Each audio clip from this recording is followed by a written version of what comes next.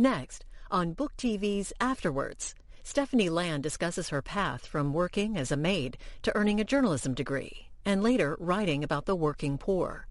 She's interviewed by Rachel Schneider, co-author of The Financial Diaries. Afterwards is a weekly interview program with relevant guest hosts interviewing top nonfiction authors about their latest work. Hello, Stephanie. I'm so glad to be able to have this conversation with you. I have to say, I just loved your book. I really did. Thank you. Yeah, and so I'm looking forward to being able to hear more from you about why you wrote it, how the process worked for you, and all of the learnings that you have from this life experience. So I think what would be a great way to start is for you to share with the viewer what the basic story is. What is this book about? Well, it's about a time that I lived with my then 3.5-year-old daughter in a studio apartment while I was cleaning houses full time. And I think the bulk of the book focuses on that time period when we lived in a very small environment that I could barely afford, and then spent most of my time in these really large houses cleaning them on my hands and knees for the most part. And a lot of the disenchantment process that I went through in realizing that the big house on the hill doesn't necessarily mean happiness. Mm-hmm. Yeah, that comes through really strongly and powerfully. You know, this book, it's a lot about poverty, right? It's a lot about what it means to struggle without enough money. But I felt like what came across so strongly was also very much a book about emotion and about how it feels to be struggling. And, you know, and so we'll get to the financial challenges. I think it's like there's a lot to say there and to understand. But the book is a lot about your emotional journey, right? And so I wonder if you could share with us a little bit more about how that time felt for you.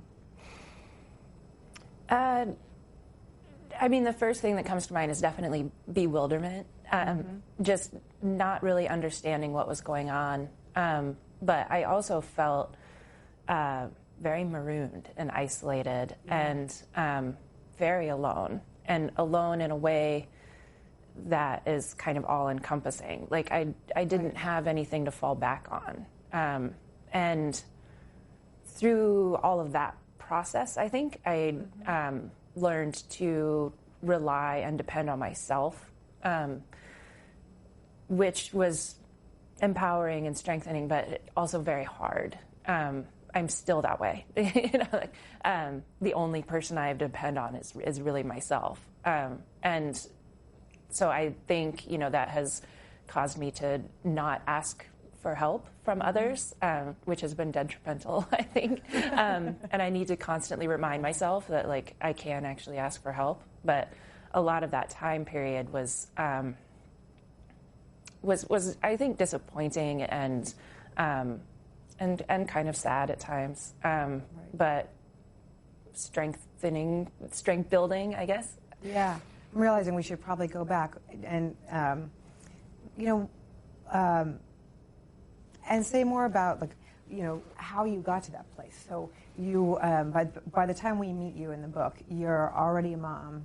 And I have to read the first sentence of the book because I think it's just such a powerful way to start. And you write, "My daughter learned to walk in a homeless shelter." And for me, like, that sentence is right, like, immediately about, like, it's learning to walk, right? It's not being stationary. It is mobile, but at the same time, you know, it took some hardship to get there. And maybe that's what the loneliness is about, right? So maybe you could share a little bit more about how you found yourself in that place.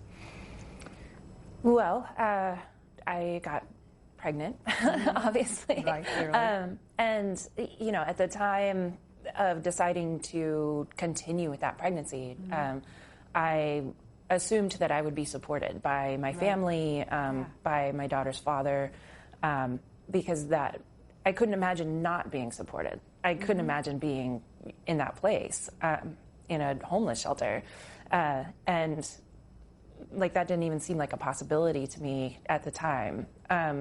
But throughout the next year and a half, I guess it was, by the time Mia was 8 months or so, 7 or 8 months, I had been in an incredibly emotionally abusive relationship with her dad and was very depressed from that. And our relationship was finally toxic enough that I couldn't stay. And he didn't want us to stay where he was living. So I went and lived with my dad and his wife. And that didn't work out either. And so ended up in a homeless shelter because that was really the only place that I felt I could depend on, because I was already going back into that, like, I have to do this on my own. I can't keep bouncing us around and asking for places to stay. A homeless shelter was stability to me, and it was at least putting me on a path to having our own place. Right. You know, it is so hard to ask for help and to go in and ask for housing, to then go and ask for other forms of assistance. It's really difficult in so many ways. Can you talk more about what's broken in that system? Oh, I realize it's a big question, so I'll have some follow-ups. But, you know, I think it'd be useful to hear where you start. Well, I think, I mean, just, there's so many things. In just the application process. I mean, if you think about it, you need a computer and you need a printer. You need access to the internet.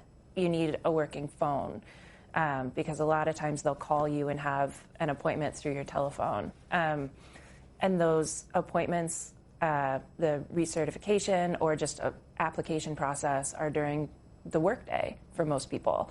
So you have to block out, you know, a good chunk of your afternoon to make that appointment. You need to bring proof of how much your car is, how much your rent is. You need to bring a utility bill to prove your address. These are all things that to most people, you know, really wouldn't be much of anything, but like if you're in transition like I was, if you might not have a utility bill to bring. And then there's also a lot of other catches where you need to have a job before you apply for childcare.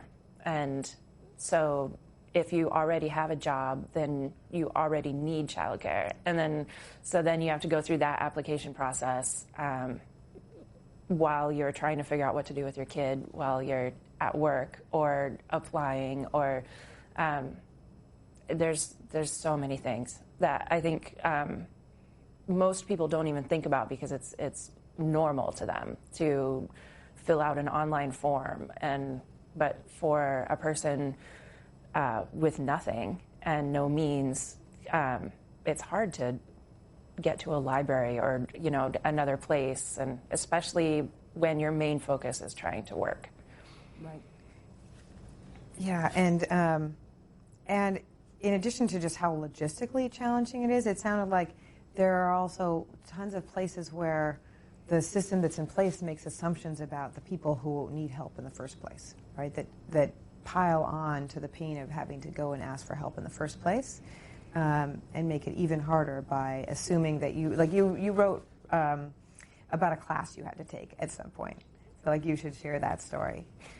Yeah, I had to learn how to approach landlords about my rent voucher. At the time, I was using a program called TBRA, which is tenant-based rental assistance, and then that puts you on a pathway to a Section 8 voucher.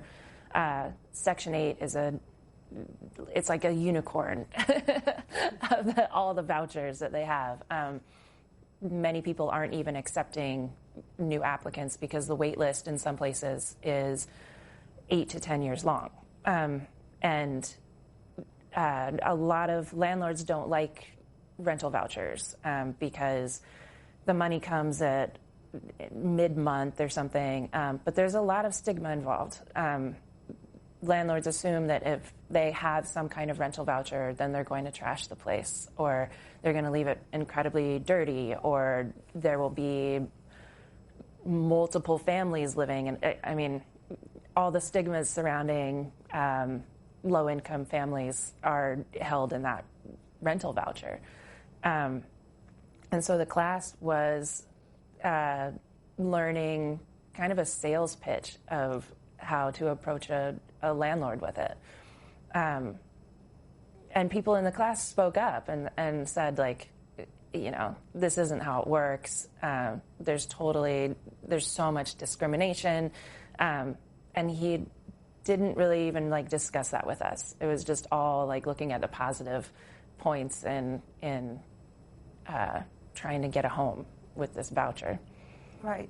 You write at some point about one of the social workers that our caseworker who you dealt with through this process, saying you were lucky, right? Because there was a moment when there was a housing that was available that, all the choices are bad, and among all the choices, this one you were lucky to get, right? And that you write about it in the book as being a noteworthy moment, like, how am I in this situation ever going to think of myself as lucky? But I wonder if you feel like that's consistent with this storyline of also needing to come to classes and also sort of being treated as less than because, or not as knowledgeable or dirty in some way, or because you just, in fact, need a little bit of help in this moment. Yeah, I think there were a lot of assumptions that I was a drug addict, or, trying to think that I wouldn't be able to do or complete normal house cleaning tasks, that, I don't know, I mean, I had a curfew of, 10 p.m. In the transitional housing apartment we lived in. I had to ask to have overnight visitors, and I had to report my income constantly. I had to share my budget with people. I was constantly checked in on, and had to report anything that was going on within, my job and daycare, and very much felt like I was kept tabs on in a way that is degrading and not normal to me at all. No, and right, and to me it seems counterproductive to the whole, what I want to think the motivating vision behind public assistance of any kind should be, which would be to help somebody up, help somebody move on to the next phase. And yet it really comes across in your telling so powerfully that that you're checked in on all the time and yet still feel lonely, right? Still feel like moving yourself up or out of this situation is totally on you. Yeah. Well, it wasn't like a checking in on, like, are you okay? No. It was, okay, we gave you this, and now you need to prove that you still need it again and again and again, like once a month. And, they were just recently trying to pass legislation that food stamp recipients would have to turn in paperwork monthly to show that they had worked 20 hours a week. And it's just things like that boggles my mind. I mean, but it seems like not only are we getting, as poor people, housing or food or childcare, it seems like it's a gift that we have to keep proving that we deserve. And it's a horrible thing to do to someone. Yeah, right, horrible, and I think counterproductive. Mm-hmm. Right? Oh, definitely, yeah. I mean, especially with the paperwork to prove that you were working 20 hours a week for the when they were working through the SNAP reform this year. Imagine how much time that would take just on the worker level for someone who works for the Department of Health. They would have to hire new people just to handle this influx of paperwork. And in that shuffle, that paper could get lost. And they even wanted to take away the benefits of a person if they didn't hand in that piece of paper for a year. So say a piece of paper gets lost and suddenly you don't have food for your family for an entire year. And so it seems like they're not only asking you to prove that you deserve this help, they're kind of trying to backhandedly kick you off of it. So so when I think of a broken system, that's what I think of. Is it's a system that is setting you up to fail. I think so too, and I think it's important to shine a spotlight on the specifics of it, because it's not until you hear the specific requirements like that you've just listed, right? Needing to prove again and again how much you earn, or needing to fill out forms again and again when you don't live a place where that's easy. Those specifics makes it very real for those of us who've never had this experience, and I think are really powerful and important to share. At the same time, and I think that's one of the really powerful parts of your book. I also, though, think that, you, through it all, seem to be able to maintain some idea that you could change it, right? And I'd love to hear more about that, like your process of maintaining hope, which is really hard in the midst of all of these kinds of challenges. So what do you attribute that to? How do you think you were able to keep thinking at all about the long term? Well, I mean, that was privilege. I mean, that was me not growing up in that situation. I mean, that was me growing up as a white person in the suburbs. And so my inner narrative was not, this is how my story ends. Mm-hmm. It was, it's going to get better eventually, because it has to, because, that was my privileged position. And so I think there was a lot of that. But also, I wanted so much more for myself, and especially for my daughter. I wanted her to watch me pursue my dreams and succeed. So I kind of held myself accountable to that as well. But I mean, my family, like my mom was the first person in my family to go to college. We're not a wealthy family by any means, but compared to someone who grew up in systemic poverty for generations, they might not have had the same hope or even dreams. So I think a lot of that was just me starting off at a more privileged position than many people do.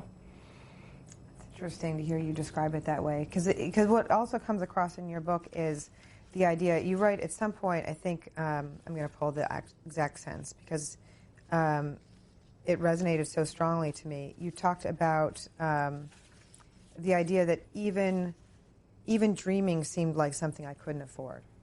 Oh, right? That was, that was pertaining to a better place to live. But it was also that I didn't have time. Right. I would take breaks during homework to look on Craigslist for a different apartment for us to live in. And even that seemed indulgent. So I had so much work to do between the actual work I got paid for and the invisible work I did, just domestic work, keeping things clean, and then taking care of my kid, and then all the schoolwork that I did. I felt like there wasn't even time to dream about a house to live in on Craigslist. So, yeah, I can see that, because you've just described multiple full-time jobs at once. Yeah, I had many jobs. So, yeah. And then, applying for government assistance and keeping that going can be, there were weeks that I probably spent 5 to 10 hours a week making sure I had all the forms in place and correct, and had all of my proof of income correct, and a lot of my income came from self-employment eventually, and so it was hard to prove that I was doing that. I had to get copies of checks and notes from people I worked for saying that I did in fact work in their home. So, yeah, I was busy. Yeah. Yeah, it sounds extremely busy. And yet eventually you did figure out how to dream for a bigger place, a nicer place, a safer place for you and your daughter. Tell us more about that. You did, it seemed like, have a clear vision for what you ultimately wanted. Did it feel clearer to you at the time? Well, it was more a nagging thought, or, I just always kind of heard in my head, like, this isn't what you wanted. Like, remember what you wanted? Because I had planned to move to Missoula, Montana, months before I found out I was pregnant with Mia. So I think that still beckoned, that life called to me. I don't know, that sounds kind of cheesy, but I never wanted to attempt it because the stakes were too high, and it was such a big deal and such a big dream for me. I didn't want someone to tell me that I couldn't have it or that I couldn't do it. And so for the longest time, I didn't even think about it. So it was kind of a nagging thought. And it took a lot to even try to talk about it, or, especially with Mia's dad, because I had to get kind of his permission to relocate. And that's just hard. Right. Yeah, so say more about that. Well, I have in two directions, and we can come back to each of them in turn, but why Montana? Why did it just pulled you? Yeah, so I grew up in Alaska, and I moved out of Alaska with the intention to move to Montana somewhere, because I had read Travels with Charlie by John Steinbeck, and the way that he talked about Montana was like, okay, I can see myself living there. Because Alaska is like the ultimate place. I wanted to find something that was really close to Alaska. And so I came down. I was staying in Washington, in Port Townsend. I just kind of thought that would be like a jumping pad to wherever I ended up in Montana. And I went to a book signing by David James Duncan, who's my favorite living author. And he said he lived in Lolo, Montana, and sometimes taught at the University of Montana in Missoula. And so I was like, oh, okay, so I'm going to go to Missoula then. And started applying, or filled out interest forms for the college there, and was about to send in the application form when I found out I was pregnant with Mia. So that was delayed for 6 years. So. Right, delayed, but it was always out there for you, that's where you were headed. Yeah, I wanted to stay in that area because I wanted to be around my family. I wanted Mia to grow up with grandparents and aunts and uncles and big holiday dinners. And the more and more that seemed to not be happening, and the more I felt like my family was kind of turning their back on me, the easier it was to envision us moving to a place that I didn't know anybody. Right. If you're going to be lonely at home, you might as well be lonely where you envision yourself being happier. Yeah. And I kept meeting people who were from Missoula and just feeling like a connection, or like we were kind of alike in some way. And I don't know, it got to the point where anybody that I was talking to that like I immediately felt drawn to, they had some kind of Missoula connection. So it was kind of weird like that too. Right. And has Missoula been what you thought it would be? How long have you been there now? I've been there 7 years, a little over 7 years. A spoiler alert for readers, like she does make it. Well, it's in my bio, so I mean. That's true. So I didn't just ruin it. Yeah. Good. Yeah. So 6 years, you said.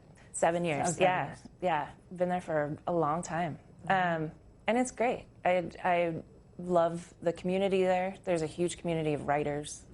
Obviously, to me that's obvious. Maybe not to everybody else, but and the university has been incredibly supportive. It was a good decision. It proved to be a good decision. That's good. And how about writing? You also seem to know you wanted to be a writer, or did that come about later? How did you know you wanted to write? That started like when I was 10. I had a fourth grade teacher who made us keep journals, and we had to write all these short stories. Like, everything was writing. And so I discovered that I liked it. And I think after that, that was all I really imagined myself being. But it was kind of in I'll grow up and be a writer someday. Growing up meaning like in my 50s. Or like I thought I'd settle down and become a writer at some point. Because, ultimately it's a career that doesn't pay very much. So I figured like I'd need some kind of day job, live like an interesting life, and then eventually settle down and start writing about it. So that was my vision. I found a way to do it a little bit sooner, I guess. Right. You did live an interesting life quite early, in a way. Right? Yeah, that's true. Not purposefully, but yeah, the interesting life happened a lot earlier. Mm-hmm. Yeah, and so tell us more about the process of writing this book. What was that like for you? I wrote it straight through. That was one thing that I did that was weird, that I'm glad I did, but I don't know if I would recommend it. I didn't look back at anything. I just had one Word file. I have an 11-inch MacBook Air that I wrote this whole entire book on. And I now need glasses because of it, I think. That makes sense. But no, I had a counter on this whiteboard that, so I kept track of how many words I had written, and wrote it pretty quickly in just a few months. And because I, again, had a very privileged position in being able to do that, and spent probably a year editing and revising it and reading it over and over and over again. Mm-hmm. So it was a good long year of writing and editing and living in that story. Right. And did it feel like you were going back to? I'm curious if it felt like how it felt to go back and live in your story again. Memoir is such a particular thing, right? You're telling your own story, but you're also reflecting on your story. Yeah. Well, I had to quit my day job because I'm normally a freelancer and write about economic justice mainly, and to do that I need to pay attention to the news, which I couldn't do anymore. So I kind of had to clear my plate, and if I wasn't writing, then I was looking at pictures or writing it out. I tried to do it almost completely from memory. And didn't go back and read any blog posts or journal entries or anything like that. I figured anything that stuck out in my mind would stick out in the reader's mind as well. So for the first draft, it was mostly just looking at pictures and trying to get the emotions from that. But living in the story, I think didn't really change until I was revising it. And went back and read parts and realized how hard that life was and how horribly hard it was. And I don't think I really realized that until that point. And looking back on that time and that version of myself, I suddenly had so much compassion for her. And it changed a lot of the way that I feel about myself now, even, because that time always felt like an extreme failure for me. Like I had failed to give Mia the life that I wanted for her. I, had failed at so many things during that time, as far as just being a mother is concerned.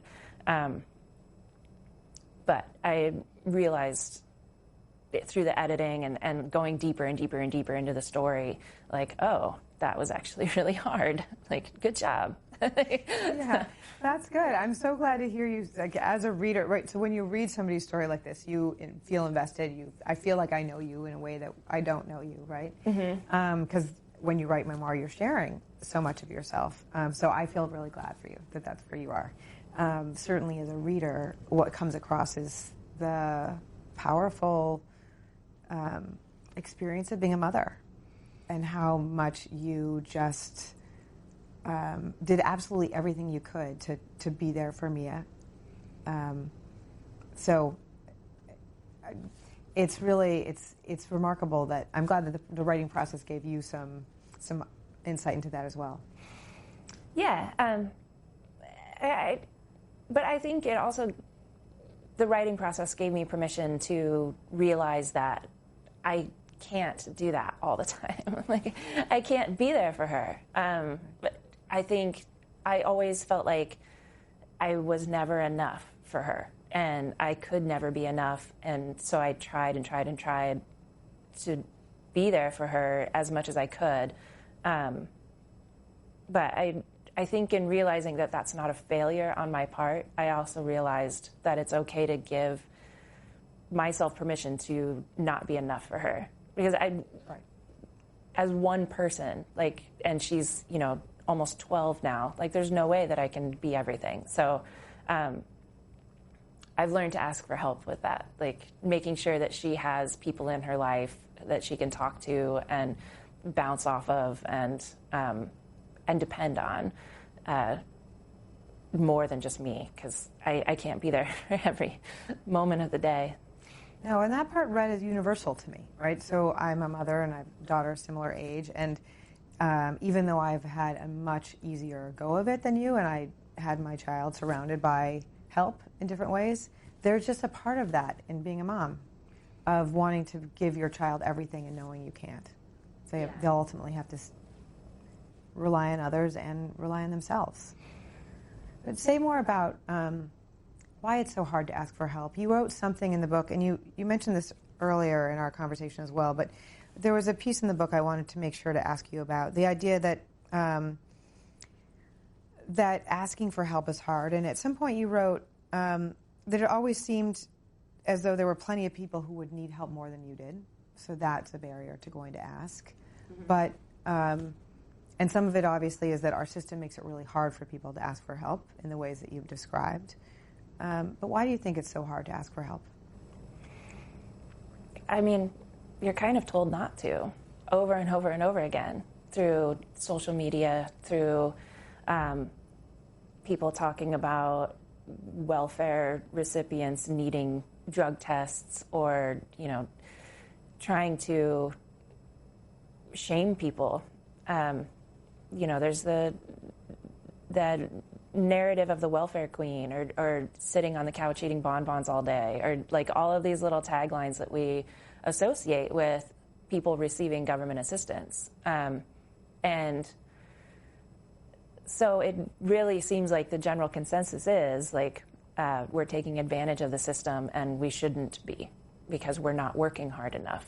And it goes back to, the American myth of, if you work hard, then you'll make it in this country. And that's just simply not true anymore. I mean, the wages, the healthcare system, like, there is not enough to support the average worker, and housing costs. I mean, there's so many things. But I felt like not only was I a failure, but something inside of me was, looking at my clients who were the same age as me, I felt like that was a failure on my part, that I wasn't in a house that big because I hadn't worked hard enough. I didn't know about like all of these invisible cushions that people have, like parents who will put them through college, or help them with the down payment on the house, or take care of their kids, or there's so many things that I didn't even know about. Right. That, but to me, it was just like, I'm just not working hard enough. Like, because I was told to work over and over again. Right. And there's so much that's invisible about how we all receive government help, right? So if you grow up in a safer neighborhood, you're essentially benefiting from government help, right? And right from the get-go, your life is easier because you have less stress. But we never really connect that as being government help, right? We don't think of it as government help till you have to fill out a form to get it. Yeah. And yet we're all getting different versions of it. Yeah. Or in those situations, those people are entitled to that help because they have worked hard, because they have made it. And a lot of the times it's not because of how much more work they're doing. It's just because they had a different starting point. And so we're okay with giving to people who deserve it, but not to people who are truly struggling because we think that they're not working. Yes, exactly. And yet you managed to describe the houses you cleaned with so much empathy, right? And in a lot of ways you tell your story through telling the story of these other people who sometimes you don't even know, but you do know because you've seen everything in their homes. Can you share one of the stories from a house that you felt like made an impression on you that you've carried with you? Boy, there's so many. Yeah. Well, I think I didn't realize that there was a possibility for sadness or stress or illness or anything if you had a house that big. Because I figured that you would have the ability to see a doctor, you'd be able to see a therapist, you'd go to the gym. I just thought, when you have everything, then life could do you no wrong as far as, the little stressors, a cold or, a sinus infection.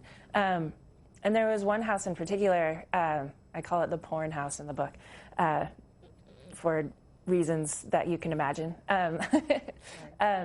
But they were constantly sick, and it seemed like they were hardly ever home. And I think that left an impression on me, because for me it was just how can you have a sinus infection?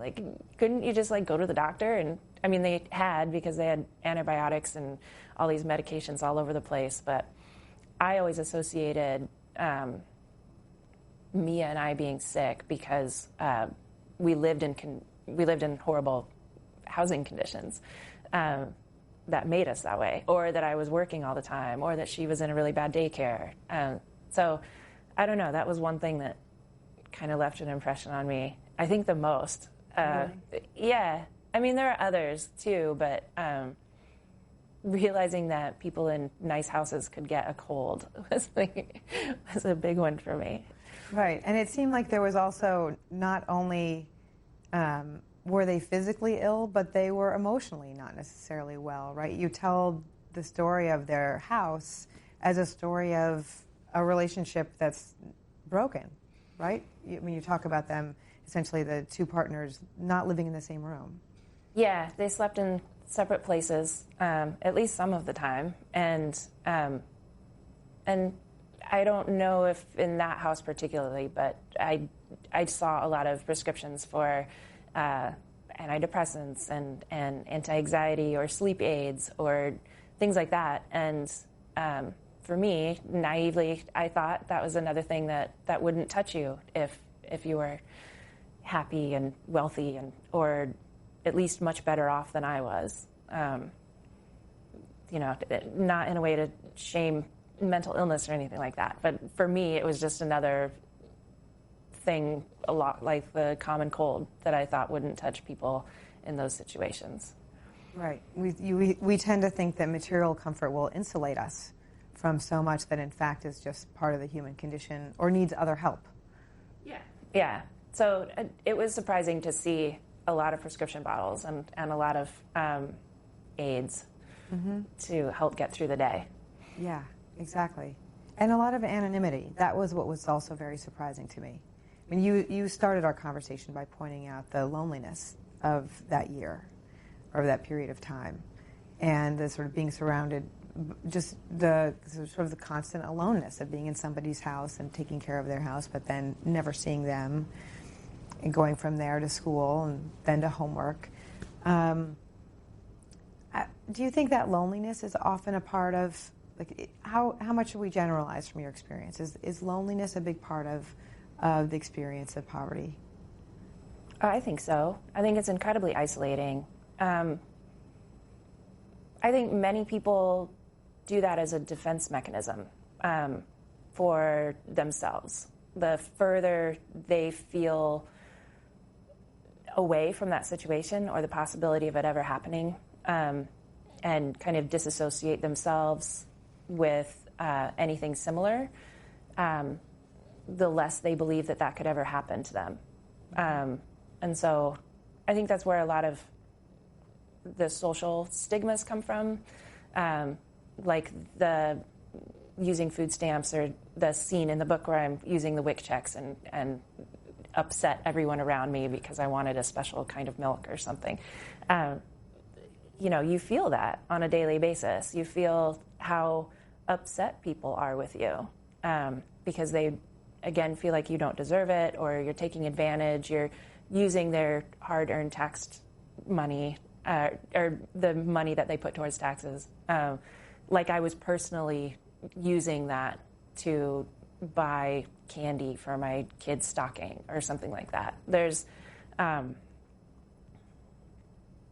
lot of that. And so you do kind of want to hide, and you don't want to project out there that you're struggling because it comes with all of those stigmas and prejudices. Right. And it seems to me like that clearly compounds the challenges then also, because and you write about it in some very practical ways. You shopped at odd hours, right? So it compounds the problem in very specific, tangible ways, but it also, then you also wrote about the trauma that you need to recover from, and the sort of emotional pain of that adds to all of the other pains that you need to work through.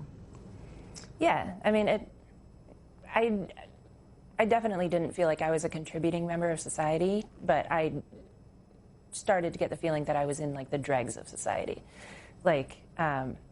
someone who shouldn't even exist, really. Right. And cleaning houses went along with that too. I mean, I felt like I was invisible at work. I was creating a situation where they couldn't even tell that I had been there, except for the place was a little cleaner and smelled nice. So I was constantly reminded of my invisibility. Yeah. And it's something I think it's worth hearing from you about the moments of kindness also, right? I think those of us who haven't had that experience but want to be able to be helpful and supportive and generous of spirit with people who are struggling don't always know how to step out and do that. But you did have some moments where people were, if not maybe as helpful as you might have needed them to be, at least did really treat you as somebody that they saw, right? Yeah. And talk more about some of those moments and what those mean for you, or meant for you in that time. To me, it was someone treating me like a human being, a fellow human being, Right. someone who was like them, and were able to empathize with my situation and see that even a box of donuts was a huge treat for me and would make my kid really happy, and it wasn't something that I would necessarily get for myself. So I had a lot of moments like that where it wasn't necessarily, I know you're having a really hard time and you wouldn't be able to get this anyway, but here, it was just a quiet, left for me on the counter, or I even had a client once give me a hand-me-down bicycles and scooters, and it was great. It was just take them if you need them. If you don't, I'm going to take them to Goodwill.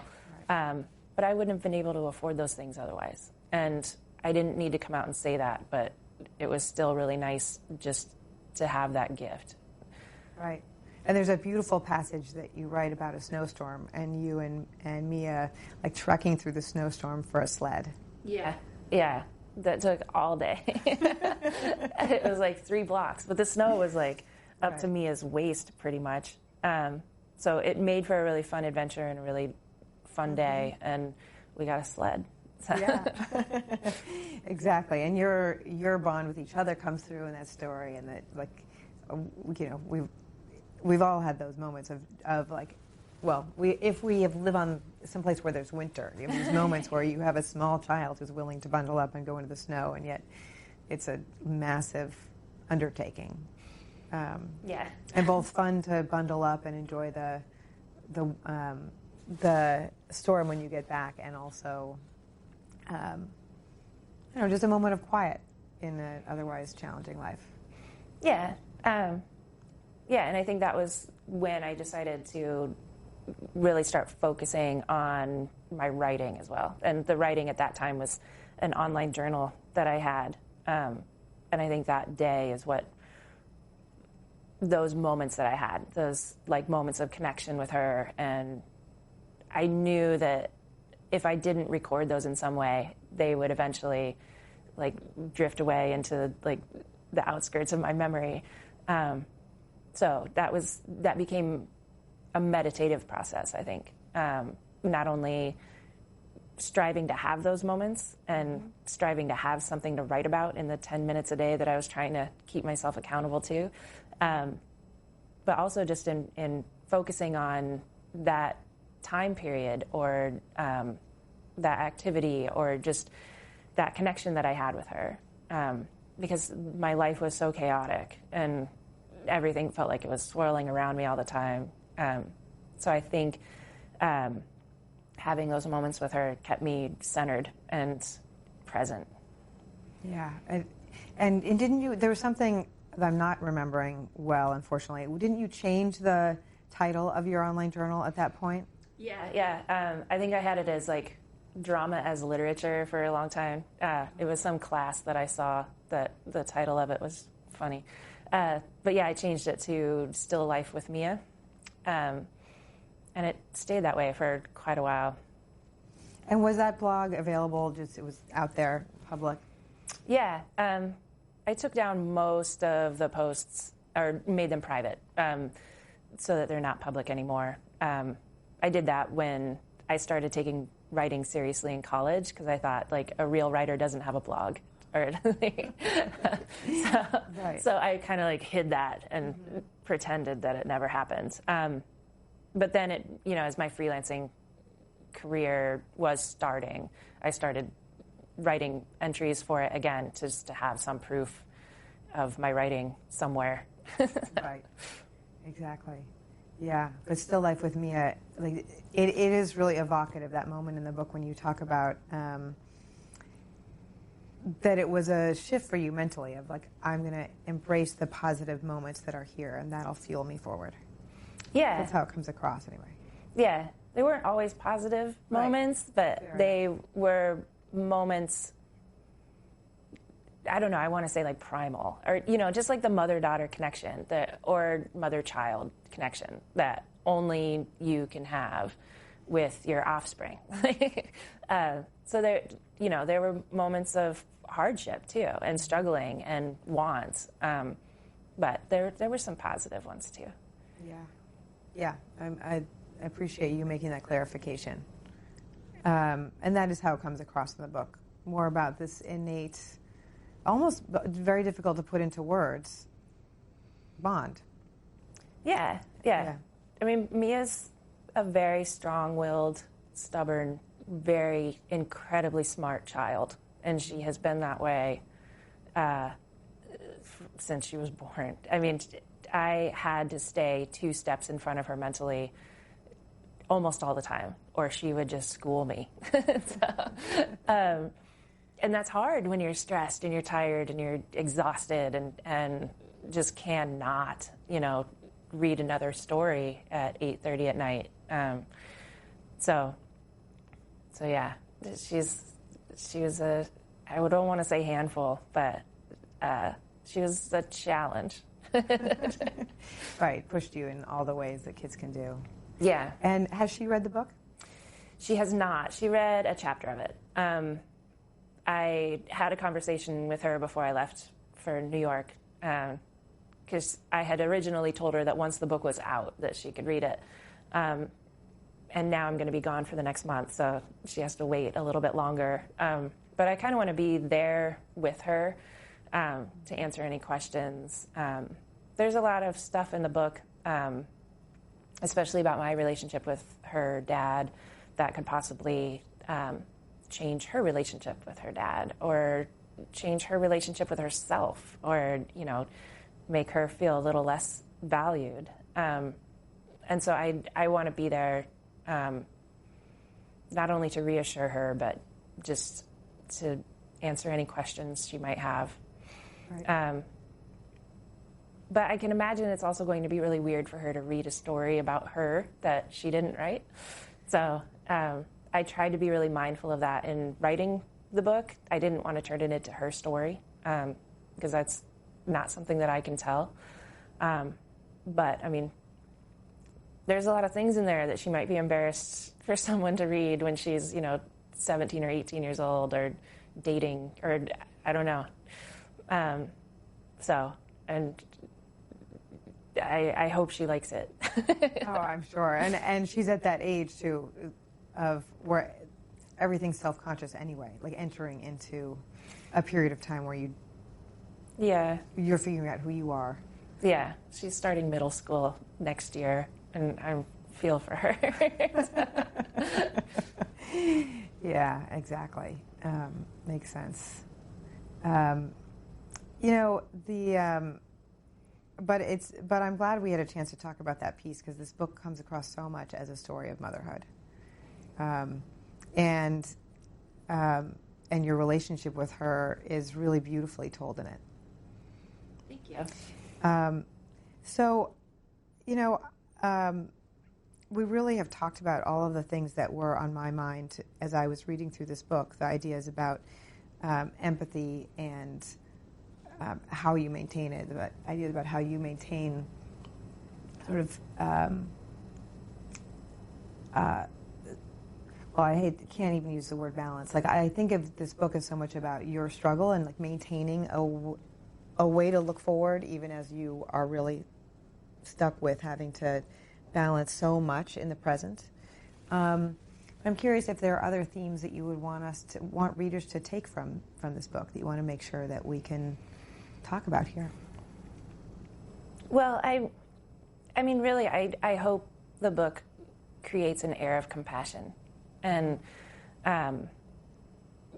it's a timely story in that way, just because things in this country have gotten so much worse that people can empathize, because my story is getting a little closer to home for a lot of people, especially with the government shutdown right now, and people struggling because they're not getting paid. I think I hope my story allows a million other stories to be told. I hope that the book grabs people's attention, and not only gets their attention, but gets them to listen, because I am a white person from a privileged background, and so my story is that way.